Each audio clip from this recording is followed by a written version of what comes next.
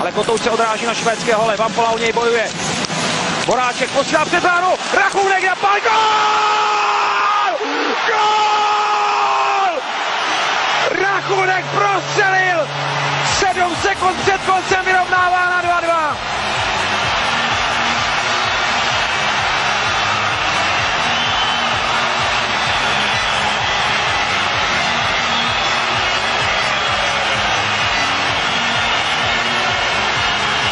Rachna kachna, toto letělo!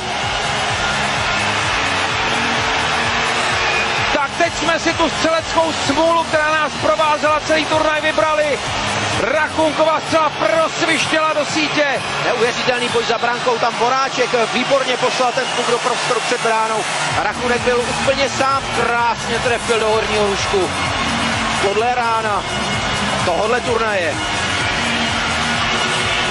Čas 59:53. Karel Rachůnek